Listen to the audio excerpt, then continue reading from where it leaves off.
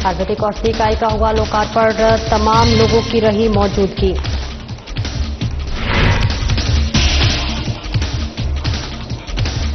उप मुख्यमंत्री ने सुना मन की बात, साथ ही साथ किया पौधारोपण भी, तमाम नेताओं की रही मौजूदगी।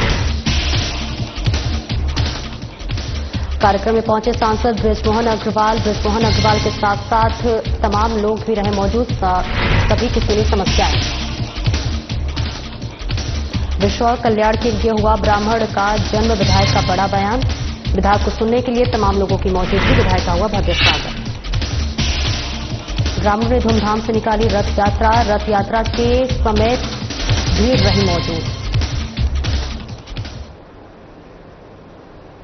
नमस्कार, स्वागत है आपका। मैं हूं आपके साथ सपना दीपक मंदेशा। बुलेटिन का आगाज करेंगे राज्यपाल रमेश डेका से। राजभवन में केंद्रीय महिला और बाल विकास राज्य मंत्री सावित्री ठाकुर ने सौजन्य भेंट की। इस मौके पर महिला बाल विकास मंत्री लक्ष्मी राजवाड़े उपस्थित थी। वहीं उन्होंने कई मुद्दों पर राज्यपाल से बातचीत की।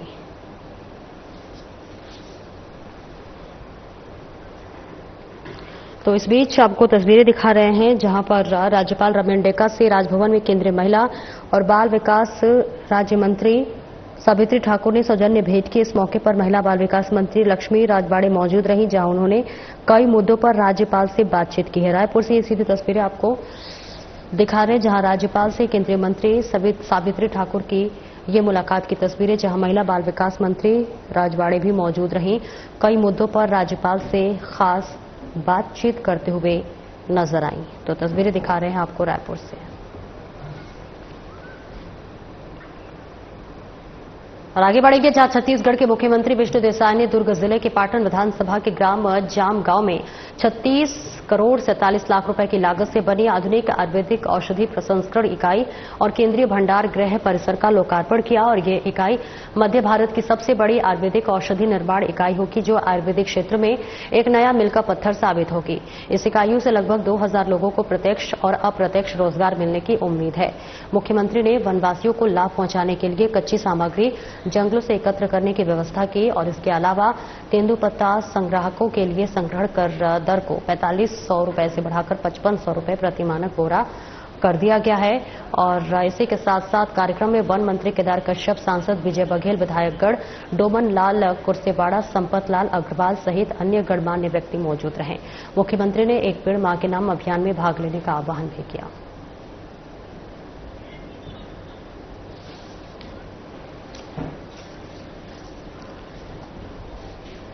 तस्वीरें आपको दिखा रहे हैं, देखिए दुर्ग से, जहां पर छत्तीसगढ़ के मुख्यमंत्री विष्णु देसाई ने दुर्ग जिले के पाटन विधानसभा के ग्राम जामगांव में 36 करोड़ 47 लाख रुपए की लागत से बनी आधुनिक आयुर्वेदिक औषधि प्रसंस्करण इकाई और केंद्रीय भंडार गृह परिसर का लोकार्पण किया। यह इकाई मध्य भारत की सबसे बड़ी आयुर्वेदिक औषधि निर्माण इकाई होगी, जो आयुर्वेदिक क्षेत्र में एक नया मील का पत्थर साबित होगी। इस इकाई से लगभग 2000 लोगों को प्रत्यक्ष और अप्रत्यक्ष रोजगार मिलने की उम्मीद है। मुख्यमंत्री ने वनवासियों को लाभ पहुंचाने के लिए कच्ची सामग्री जंगलों से एकत्र करने की व्यवस्था की और इसके अलावा तेंदुपत्ता संग्राहकों के लिए संग्रहण दर को 4500 रुपए से बढ़ाकर 5500 रुपए प्रति मानक बोरा कर दिया गया है। कार्यक्रम में वन मंत्री केदार कश्यप, सांसद विजय बघेल और विधायकगण डोमन लाल कुर्सेवाड़ा, संपत लाल अग्रवाल सहित अन्य गणमान्य व्यक्ति मौजूद रहे। मुख्यमंत्री ने एक पेड़ मां के नाम अभियान में भाग लेने का आह्वान किया है। तो दुर्ग से तस्वीरें आपको दिखा रहे हैं।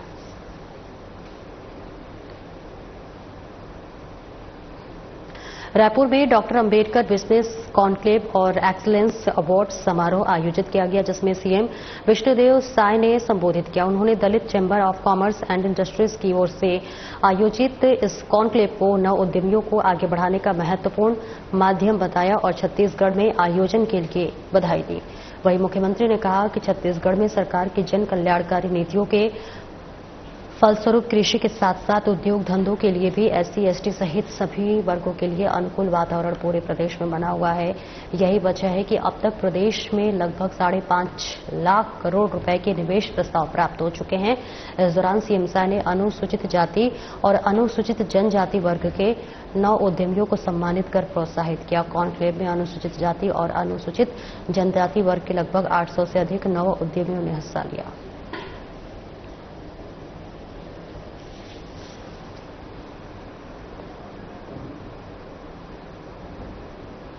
जसपुर जिले के कांसा बेल विकासखंड के बगिया हाई स्कूल में संपर्क स्मार्ट स्कूल और स्मार्ट ब्लॉक कार्यक्रम का मुख्यमंत्री विष्णु देसाई ने शुभारंभ किया। इस मौके पर जशपुर के 50 प्राथमिक विद्यालयों के बच्चों के लिए संपर्क स्मार्ट किट और टीवी का भी वितरण किया गया है। इस मौके पर जिला पंचायत अध्यक्ष सालिक साय, कांसाबेल जनपद पंचायत अध्यक्ष सुशीला साय और IG Deepak Kumar Jha, collector Rohit Vyas, SSP Shashi Mohan Singh, Sampark foundation के national manager Pradeep Rana, deputy collector Prashant Kushwaha और जन प्रतिनिधिगण, स्कूली बच्चे और शिक्षक शिक्षिकाएं उपस्थित थे। मुख्यमंत्री साय ने कार्यक्रम को संबोधित करते हुए कहा कि ग्राम बगिया में नवाचार के तहत संपर्क स्मार्ट स्कूल की शुरुआत की गई है।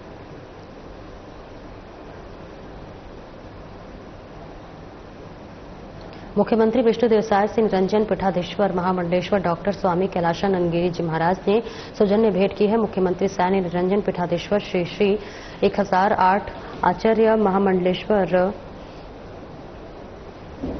डॉक्टर स्वामी कैलाशानंद गिरी जी महाराज के साथ विभिन्न आध्यात्मिक विषयों पर चर्चा की और उनका आशीर्वाद प्राप्त किया।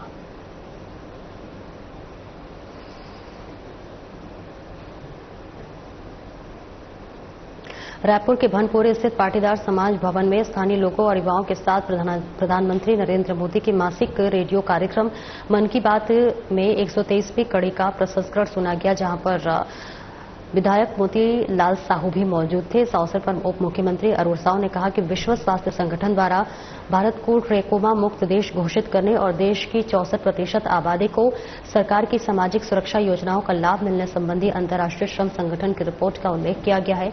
मौजूद गणमान्य व्यक्ति रायपुर विकास प्राधिकरण के अध्यक्ष नंदकुमार साहू, रायपुर नगर निगम के पार्षदगण, गणमान्य नागरिकगण इस अवसर पर प्रधानमंत्री नरेंद्र मोदी ने अंतर्राष्ट्रीय योग दिवस की सफलता, देश विदेश में बने कीर्तिमानों और आपातकाल के दौरान लोकतंत्र की हत्या, काले अध्याय जैसे विषयों पर अपने विचार साझा किए हैं।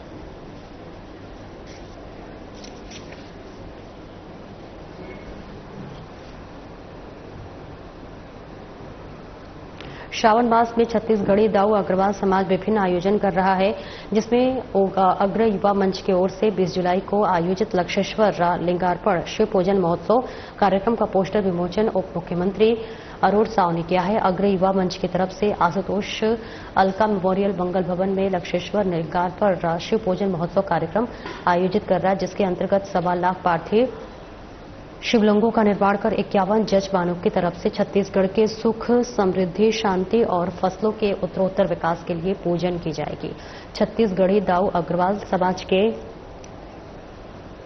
केंद्रीय अध्यक्ष अनुराग अग्रवाल के नेतृत्व में अग्र युवा मंच ने उप मुख्यमंत्री अरुण साव को अपने पूर्व में किए गए कार्यों की पुस्तिका प्रस्तुत की, जहां पर आपको बताते चले कि उप मुख्यमंत्री अरुण साव ने कहा है कि दाऊ अग्रवाल समाज का प्रदेश के निर्माण में बड़ा योगदान है।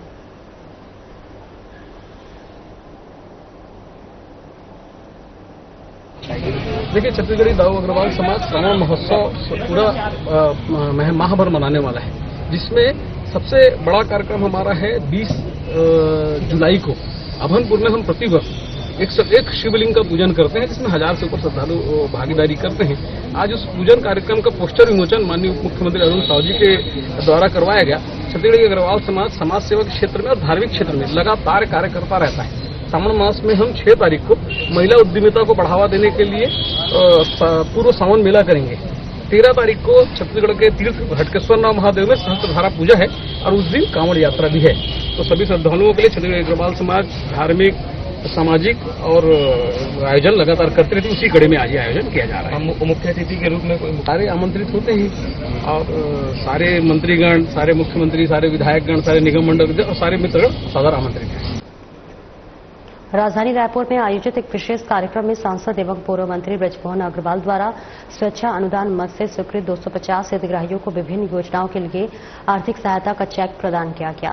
इस अवसर पर सांसद ने गंभीर बीमारियों के इलाज, शिक्षा, उच्च शिक्षा संस्थाओं और अपने घोषणा अनुसार खेल संघों को प्रतिवर्ष दिए जाने वाले सहयोग राशि और अन्य आवश्यक जरूरतों के लिए पात्र लाभार्थियों को चेक वितरित किए गए। कार्यक्रम में रायपुर जिला पंचायत अध्यक्ष नवीन अग्रवाल, बड़ी संख्या में लाभार्थी, जन प्रतिनिधि, स्थानीय नागरिक और प्रशासनिक अधिकारी उपस्थित रहे। लाभार्थियों ने सांसद बृजमोहन अग्रवाल के प्रति आभार व्यक्त किया।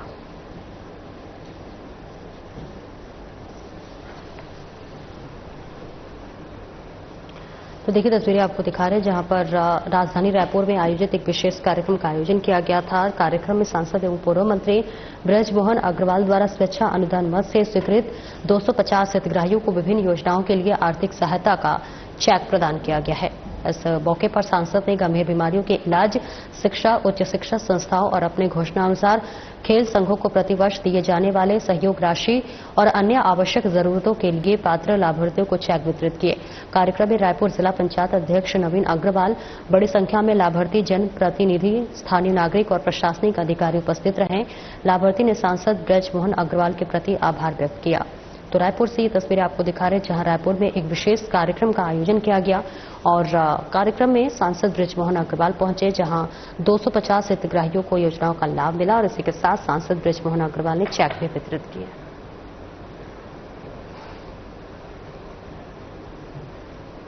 विधायक पुरंदर मिश्रा ने जिला उत्कल ब्राह्मण विकास संगठन और कल्याण समिति के नवनिर्वाचित पदाधिकारियों के शपथ ग्रहण समारोह में मुख्य रूप से ब्राह्मण समाज के योगदान पर जोर दिया। उन्होंने कहा कि ब्राह्मण का जन्म केवल अपने लिए नहीं बल्कि विश्व कल्याण के लिए हुआ है। वेद, शास्त्र और ज्ञान के प्रचारक ब्राह्मण समाज ने हमेशा समाज को मार्गदर्शन दिया है। छत्तीसगढ़ में लगभग 24 लाख ब्राह्मण निवास करते हैं, जो कि राज्य के सामाजिक ढांचे का अहम हिस्सा है। इस अवसर पर सांसद राधेश्याम राठिया, पूर्व जिलाध्यक्ष सुनील पांडा, विधायक टंकधर त्रिपाठी और अन्य गणमान्य अतिथियों ने भी अपने विचार व्यक्त किए।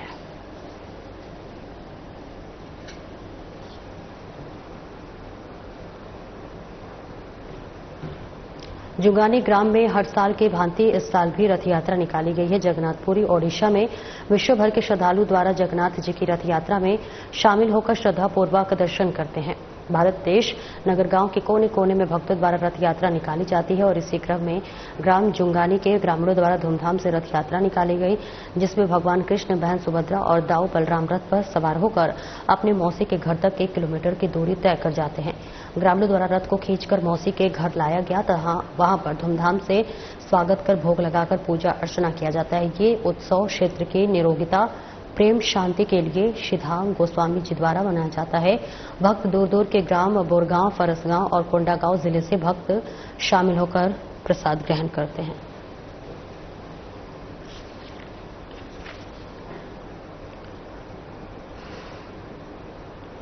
सूरजपुर राज जिले के विश्रामपुर स्थित प्रभु श्री जगन्नाथ मंदिर में भव्य रथ यात्रा महापर्व का शुभारंभ हुआ। इस पावन अवसर पर महिला और बाल विकास तथा समाज कल्याण मंत्री लक्ष्मी राजवाड़े शामिल हुई। उन्होंने महाप्रभु श्री जगन्नाथ, भगवान बलभद्र और माता सुभद्रा की विधिवत पूजा अर्चना कर प्रदेश की सुख समृद्धि की कामना की। मिली जानकारी के अनुसार प्रमुख रूप से रथ यात्रा के आयोजन में राजेंद्र प्रधान और सिद्धार्थ प्रधान के साथ ही अन्य गणमान्य जन भी शामिल रहे। यह आयोजन पिछले 9 वर्षों से चला आ रहा है। आपको बता दें कि इस यात्रा के सफल आयोजन में मुख्य रूप से उत्कल समाज के सेनापति प्रधान अशोक सवाई, सूरज सेट्टी, अलंकार नायक सहित अन्य सभी सदस्यों की महत्वपूर्ण भूमिका रही। तो देखिए तस्वीरें आपको दिखा रहे हैं जहां पर अब बताते चले कि महिला और बाल विकास मंत्री राजवाड़े यहां पर शामिल हुई। यहां पर कार्यक्रम का आयोजन किया गया, तमाम लोगों की भी मौजूदगी रही और इसके साथ ही साथ यहां पर जगन्नाथ मंदिर में रथ यात्रा महापर्व का शुभारंभ हुआ है। हजारों की संख्या में यहां भक्त और श्रद्धालु दूर दूर से पहुंच रहे हैं और इसी के साथ साथ भगवान जगन्नाथ का पूजा अर्चना करते हुए नजर आ रहे हैं। तस्वीरें आपको दिखा रहे हैं जहां पर इस पावन अवसर पर महिला और बाल विकास तथा समाज कल्याण मंत्री लक्ष्मी राजवाड़े भी इस पूरे कार्यक्रम में शामिल हुई, जहां महाप्रभु श्री जगन्नाथ, भगवान बलभद्र और माता सुभद्रा की विधिवत पूजा अर्चना की तथा देश और प्रदेश की सुख समृद्धि के लिए भी कामना करते हुए नजर आए। मिली जानकारी के अनुसार प्रमुख रूप से रथ यात्रा के आयोजन में राजेंद्र प्रधान और सिद्धार्थ प्रधान के साथ ही अन्य गणमान्य लोग भी शामिल रहे। यह आयोजन पिछले 9 वर्षों से चला आ रहा है। इसके साथ ही यात्रा के सफल आयोजन में मुख्य रूप से उत्कल समाज के सेनापति और प्रधान अशोक सवाई, सूरज सेट्टी, अलंकार नायक सहित अन्य सभी सदस्यों की महत्वपूर्ण भूमिका रही। तो सूरजपुर से ये तस्वीरें आपको दिखा रहे हैं जहां पर जगन्नाथ मंदिर में रथ यात्रा महापर्व का शुभारंभ हो चुका है। महिला और बाल विकास मंत्री राजवाड़े भी इस महापर्व रथ यात्रा में शामिल हुई और भगवान जगन्नाथ, बलभद्र, सुभद्रा की भी यहाँ पर पूजा अर्चना की गई है, जहाँ पर देश और प्रदेश की सुख समृद्धि के लिए इस पूरे रथ यात्रा में कामना की गई। महापौर मीनल चौबे और आयुक्त विश्वदीप ने शास्त्री बाजार और अंतर्राष्ट्रीय बस स्टैंड का निरीक्षण किया। इस दौरान उन्होंने वाहन पार्किंग, यातायात और सफाई व्यवस्था में सुधार की आवश्यकता जताई। महापौर आयुक्त ने बैजनाथ पारा मार्ग को तत्काल कब्जा मुक्त करने और शास्त्री बाजार साइकिल स्टैंड में अव्यवस्था दूर करने के निर्देश दिए। इसके साथ ही अंतर्राज्यीय बस स्टैंड को में ठेले और दुकानों की व्यवस्था सुधारने पर भी जोर दिया गया। इस निरीक्षण में नगर निगम, नगरीय नियोजन और भवन अनुज्ञा विभाग के अध्यक्ष मनोज वर्मा, राजस्व विभाग के अध्यक्ष अवतार भारती बागल, जोन 4 के अध्यक्ष मुरली शर्मा और जोन 6 के अध्यक्ष बद्री प्रसाद गुप्ता भी उपस्थित रहे। महापौर मीनल चौबे ने कहा कि शास्त्री बाजार और बस स्टैंड के साफ सुथरा और व्यवस्थित बनाना जरूरी है ताकि नागरिकों को स्वच्छ और स्वस्थ वातावरण मिल सके।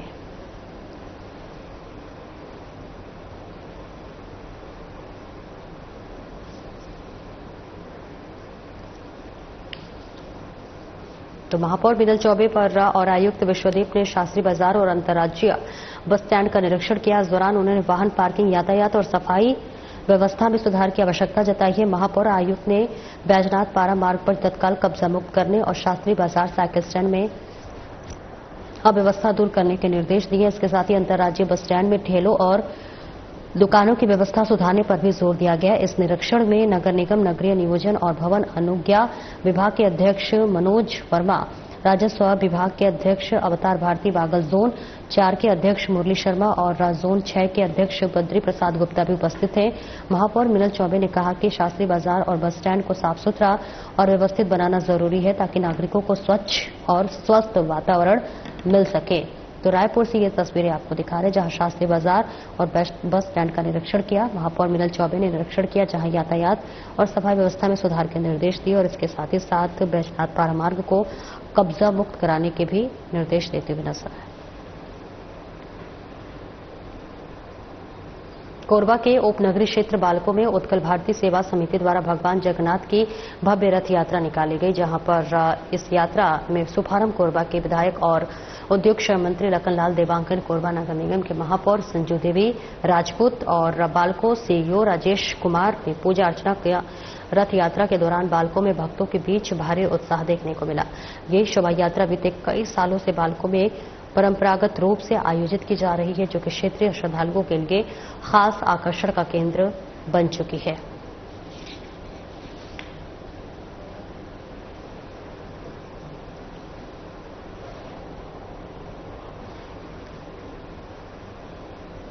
राजधानी रायपुर के गायत्री नगर स्थित ऐतिहासिक जगन्नाथ मंदिर में भगवान जगन्नाथ, भाई बलभद्र और बहन सुभद्रा की भव्य रथ यात्रा का आयोजन परंपरा के साथ संपन्न हुआ।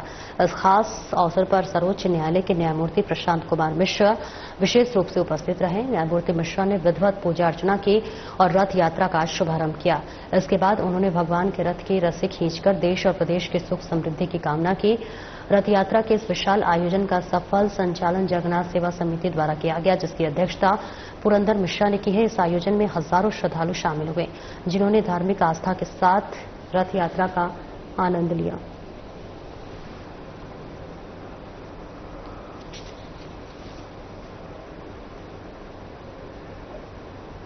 कानून व्यवस्था पर कांग्रेस के बयानों पर गृह मंत्री विजय शर्मा बैकफायर हो गए हैं। पूर्ववर्ती सरकार पर गृह मंत्री ने निशाना साधते हुए कहा कि कोई भी हो, कानून बड़ा होता है, कानून का राज होना चाहिए। पिछली सरकार में पुलिस के मनोबल को तोड़ा गया था। पुलिस को पुलिसिंग के अलावा अन्य कामों में लगाया गया था। स्थानीय लोगों को और विपक्षों की जासूसी में लगाया गया था। पैसों की आवाजाही की व्यवस्था सुधारने में लगाया गया था। पहले पैसों से भरी गाड़ी में घुमा करते थे बस्तर से रायपुर तक। अब इन सारी चीजों में दूर होकर पुलिस प्रशासन काम कर रही है। तोमरबंदों के मामले पर भी पुलिस दृढ़ता से काम कर रही है। जल्द मामले में परिणाम मिलेंगे।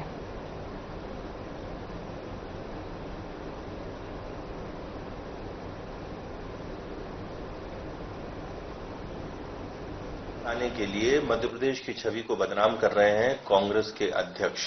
इससे घृणित और निम्नतर राजनीति और क्या होगी कि अब अपनी खोई हुई साख को वापस पाने के लिए, मध्य प्रदेश में षड्यंत्र फैलाने के लिए अब भोले भाले युवाओं को भटका कर मोटरसाइकिल के लालच पर उनको मल खिलाने जैसे आरोप लगवा रहे हैं।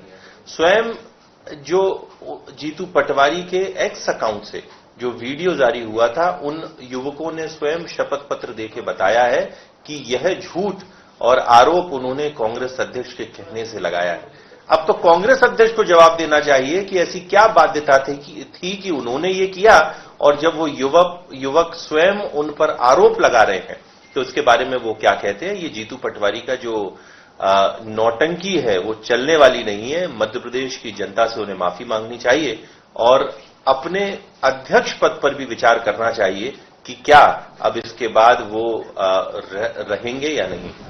लेकिन कांग्रेस आरोप लगा रही है कि दबाव डाला गया युवकों पर।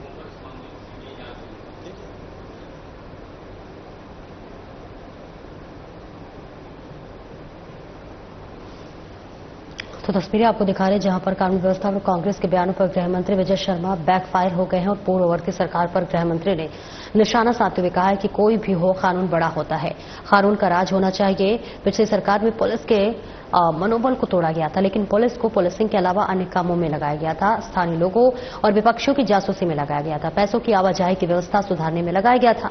पहले पैसों से भरी गाड़ी में घुमा करते थे बस्तर से रायपुर तक। अब इन सारी चीजों से दूर होकर पुलिस प्रशासन काम कर रही है और तोमर बंधु के मामले पर भी पुलिस दृढ़ता से काम कर रही है। जल्द ही मामले का परिणाम मिलेंगे।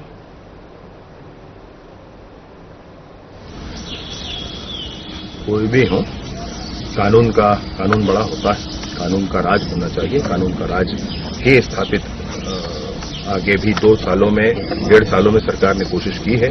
पिछले 5 वर्षों तक जो अनियमितताएं थी, पुलिस के मनोबल को तोड़ा गया था, पुलिस को पुलिसिंग के सिवा अन्य कामों में लगाया गया था, स्थानीय सामान्य लोगों के विपक्षियों की जासूसी में लगाया गया था, पैसे की आवाजाही की व्यवस्था सुधारने में लगाया था।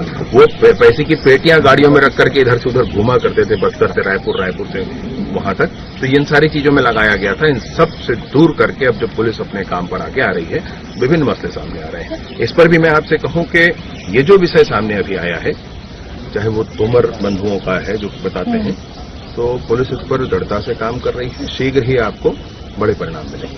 ये बांग्लादेशी और रोहिंग्या घुसपैठियों के आंकड़ों को लेकर कांग्रेस ने लगातार सवाल उठाए हैं।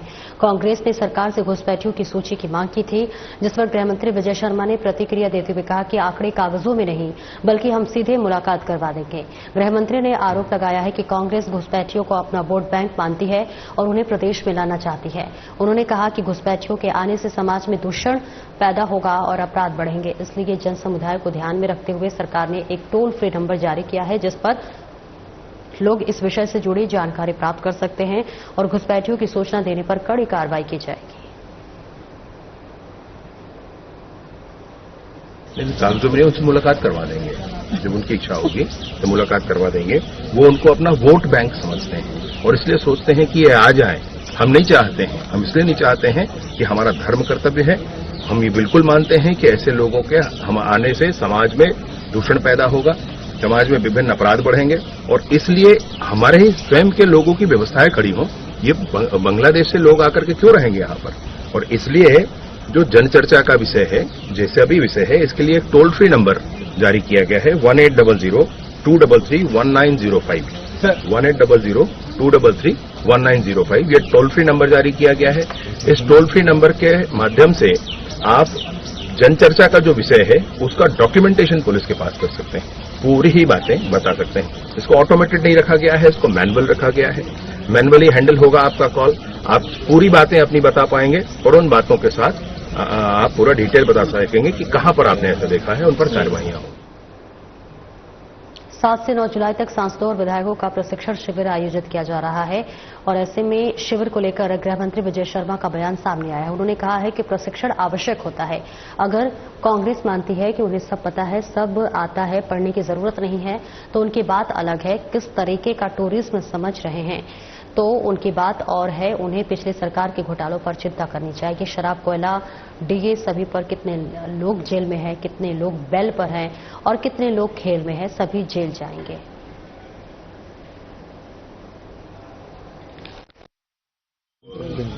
प्रशिक्षण तो आवश्यक होता है, पढ़ना हमेशा आवश्यक होता है। कांग्रेस वालों ने अगर इसको मानना बंद कर दिया है तो मैं नहीं कह सकता। अगर वो ये सोचते हैं कि हमने सब पढ़ लिया है, अब हमको कुछ सीखने की जरूरत नहीं है, तो ये वो जाने।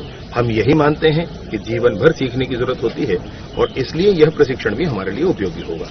इसमें अगर वो उसको किसी तरीके का टूरिज्म कहते हैं तो वो जाने, मैं इसमें जरूर ये कहना चाहता हूं कि पिछली सरकार में हुए कोयला के घोटाले पर उनको चिंता करनी चाहिए, पिछली सरकार पर हुए शराब के घोटाले के बारे में चिंता करनी चाहिए, पिछले सरकार में हुए डीएमएफ घोटाले पर चिंता करनी चाहिए, कितने लोग जेल में हैं, कितने लोग बेल। फिलहाल इस बुलेटिन में इतना ही। नमस्कार।